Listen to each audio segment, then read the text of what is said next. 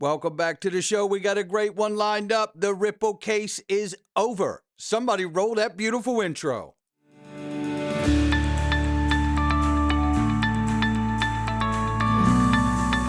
Digital Perspectives with Brad Kimes. Come on in.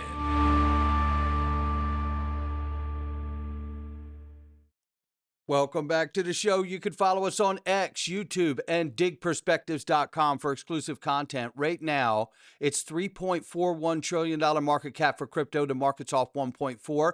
Bitcoin is sitting at 107,000 plus. Ethereum 2,400 plus. XRP 220. We're sitting in the number 4 spot. Now, we're up 5% on the 24-hour, and we're up 2.7 on the 7-day. Range of price very quickly between 208 and 220. And I want to remind everybody that Egg Rag Crypto said if we didn't get above 220 and hold that, then we would go back down to 208. And I believe that we also saw Dark Defender say we needed to get above 222, and we didn't. So now we went back and touched that 208 point. So here we are back at 220. We'll keep an eye on it. What I want to show you is this, because this is remarkable. I don't know if you know this, but this is down in Panama City Beach, Florida. And you can go to Gulf of America XRP.com and sign up and start getting these amazing properties all along the panhandle of Florida. Panama City, Santa Rosa, you name it, they got it. Destin. And in fact, you can get property anywhere in Florida, but focusing on this for the moment, you see that this property is absolutely stunning. 6.9 million here. I'd hate to tell you what it cost if you were in California, Malibu, but I just want to show you a few of these pictures directly on the beach. This place is absolutely gorgeous. Now, just so you know, 6.9, yeah, it's a meaningful amount of money. But it's a beautiful property right on the beach, as I said. But then to go along with this, just to let you know, they've made over $535,000 on this property in gross rent. Yes, that's right. So you can buy your beautiful dream home or condo, because they have that too. But the reality is you can get a slice of this heaven right here for your family and show them what they've all been waiting so long for in this bull run. And I'm gearing myself to do something like this down there. This is an area I've always had my eye on. It's absolutely gorgeous down there, and I absolutely want to have an opportunity to take my family there. You can too. Gulf of America, XRP.com. Sign up, and when you do, click the link underneath the videos. When you do, text or call and ask for Daniel. They will help you. And by the way, you don't have to be some timeshare genius. They can help set all of that up for you. So don't mess around and get started today, because I know I'm focused on hard assets just like a lot of you are as well. Let's start right here today. President Trump says Bitcoin takes a lot of pressure off the U.S. dollar. Take a listen. Bills passed in the next few months? Well, it's a very funny thing, crypto. So I became a fan of crypto, and to me it's an industry. I view it as an industry, and I'm president. And if we didn't have it, China would, or somebody else would, but most likely China. China would love to. And we've dominated that industry. It's a big industry, by the way. In fact, when the stock market went down recently, crypto and Bitcoin and all of that went down much less than anybody else as a group. And we've created a very powerful industry, and that's much more important than anything that we invest in. We invest in it, but really that was an industry that wasn't doing particularly well. I got involved with it a couple of years ago, and before the second term. I got involved before I decided to run. I only decided to run because I saw what was happening, and Biden was incompetent, and the administration was crooked and incompetent, and I was in Bitcoin then, not knowing if I was going to do it a third time. So it's become amazing. I mean, it's the jobs that it produces. And I notice more and more you pay in Bitcoin. I mean, people are saying it takes a lot of pressure off the dollar. And it's a great thing for our country. So I don't care about investing. You know, I have kids, and they invest in different things. They do believe in it. But I'm president, and what I did do there is build an industry that's very important. And, you know, if we didn't have it, China would. Okay. There you have it right there. The message is consistent, ladies and gentlemen. We are going to have it. And I think this is a great post by Anders here. Trump recently said Bitcoin eases pressure on the dollar. He said, I think this is much more significant statement than what it seems at first glance. And I agree with him. To me, it signals that he understands the issue of the Triffin Dilemma. which applies to any currency that holds the world reserve currency title.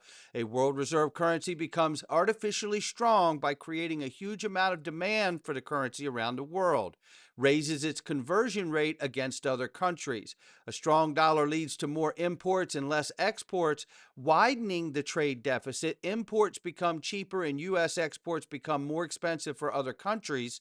Trump is a mercantilist, thus seeing trade as a zero-sum game.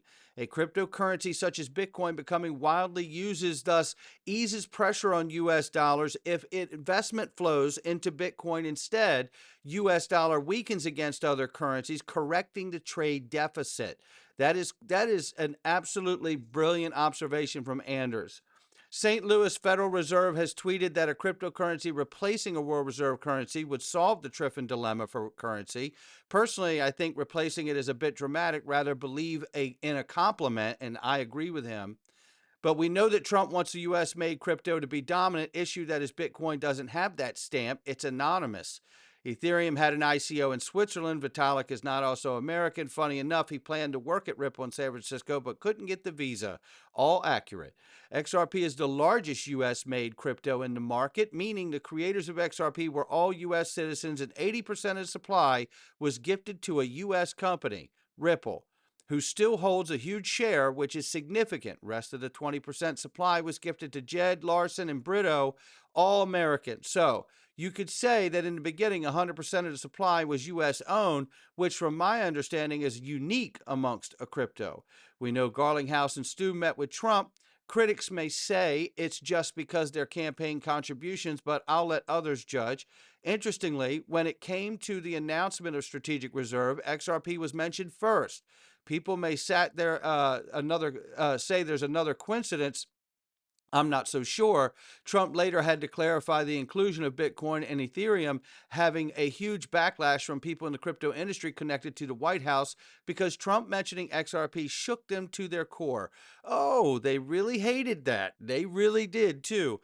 But purely by logic, Trump had in his administration should want XRP in the ledger to dominate the market because of its ticks. It checks all the boxes, right? So backed by the U.S. company looking to become a next-generation cross-border solution. Some say replacing SWIFT, amongst a bunch of other things. Ripple having their own USD stablecoin backed by cash U.S. treasuries, thus upgrading the U.S. dollar while also creating demand for the U.S. treasuries. It all just makes sense now when stablecoin market bill is coming to SEC. Ripple lawsuit is done. Question is how much Trump administration could support U.S.-made cryptos and whether tax exemptions will be a thing. That's absolutely right. And what a great overview. And I do believe the Triffin Dilemma plays a major role in every single bit of this. Now, this is Chris Larson saying in the beginning, they wanted to build a better Bitcoin. Just give you the first piece of this. I think about things like that. You mentioned before, you said in the beginning, we wanted to launch a better Bitcoin. What is XRP explained simply? Well, XRP is another cryptocurrency, right? It was created before, Ripple. But, the key things that we think about, put all of the applications that are being built on crypto, put aside all the ideas about it being used for payments. What are these things? They're kind of a new financial product. I think that's, in my view, supplements, the world of many, many other financial products. A complement, right? That's what it is. Just like what we saw in Anders' post. And we've heard Chris Larson say it multiple times, that it complements the financial system. He goes on to further discuss it there. But XRP's been around a long, long time. But it comes down to the trust factor. And they've got that at Ripple because that's what they've worked for. What's your biggest achievement with Ripple so far? Well, I think that we've earned the trust, of this world of enterprise, financial players and payment players, wow, and even treasury operations, and that takes a lot of work. We kind of look at it. I think we're in a pretty remarkable place in a very, very big industry that, you know, it takes a lot of work and consistency to get that position. So I love that we've succeeded in the position that we're in, and I love the culture that we have, which is, and you know, hats off to Brad for continuing that, you know, really staying pure to the culture. We have just some amazing, dedicated people that are working every single day with the right, you know, core values in their heart to make a positive impact on the world. It is not easy to do. It's very, very hard to do. And yeah, I love where we are right now. And they've done it. That's what's so amazing. And they've done it. And here we are at the moment where it's going to matter most. Robinhood expands crypto services with micro futures on Bitcoin, Solana, and XRP. Love where that's going.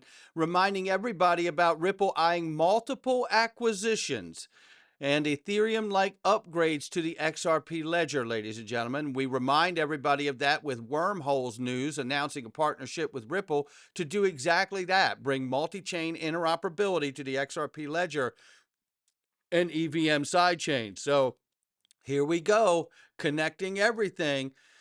And then here we see this. Range is doing the same thing. Range plus XRP Ledger EVM sidechains launches soon, expanding DeFi capabilities and even more with Peersys.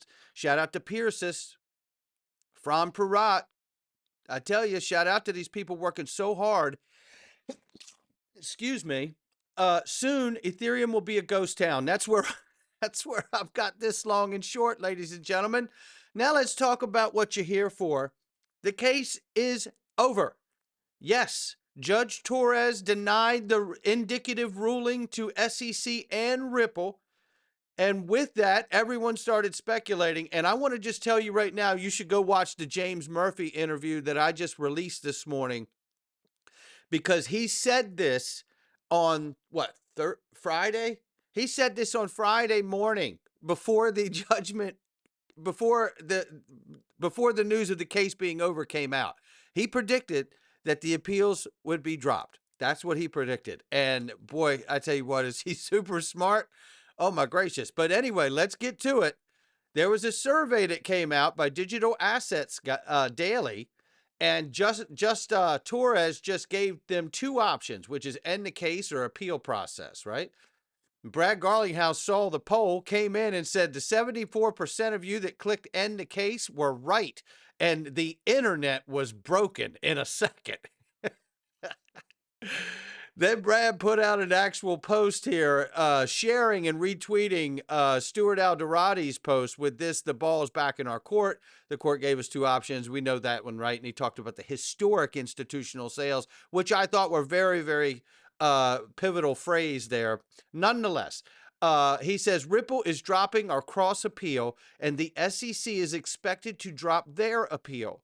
As they previously said, we're closing this chapter once and for all and focusing on what's most important: building the internet of value. Lock in. Oh my goodness. Now, you know what? Isn't it amazing that someone like Brad really wants to extend as much as he can to the community to keep us all informed about what's really going on? I really am grateful for him doing that, because everybody's been through so much for so long, and I feel like this is his way of recognizing exactly that. So thank you, Brad. You know, look, now the question comes. All right, now let's get back into speculation boat, right? That's what we do here. So the ruling is in place, and if they drop the appeals, the ruling stays in place, right? So they're not allowed to sell direct to institutions, right? Because those were investment contracts according to the ruling. So the question remains now is what will be the next steps. Recently, Simon McLaughlin, the CEO of Ripple, announced that the CEO of Uphold, announced, and shout out to you, Simon, and recent news is true that Uphold is exploring strategic options, including a potential IPO or sale with Financial Times partners. Yeah, that's what they're doing.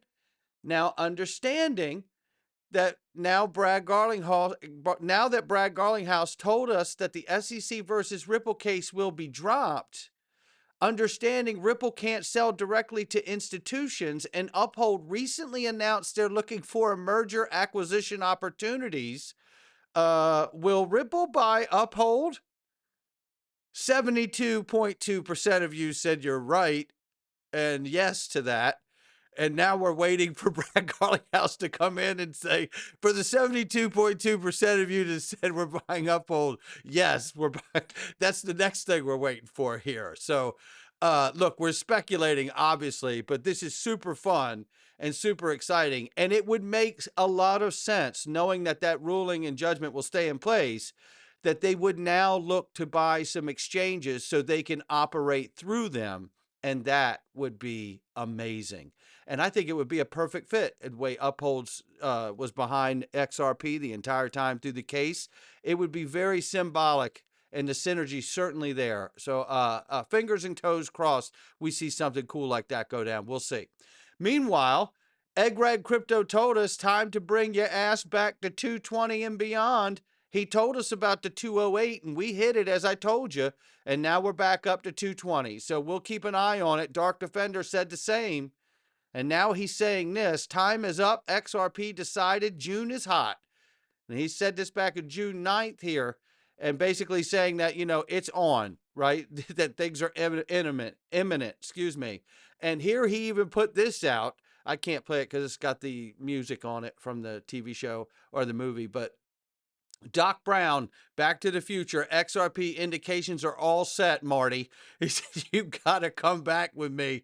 Marty, where? Well, you know what? I say this. Let's get to the future. He says no time left, so let's get to the future. I want to see this legislation passed and signed into law, and then let's find out exactly what the power of all of this can do once it's been set free. That's what I'm really waiting for. All right, that's going to do it for me. Not financial advice from me or anyone else. Have a great weekend. I appreciate each and every one of you. Make sure you hit the like and subscribe, share with somebody you know, and I'll catch all of you on the next one.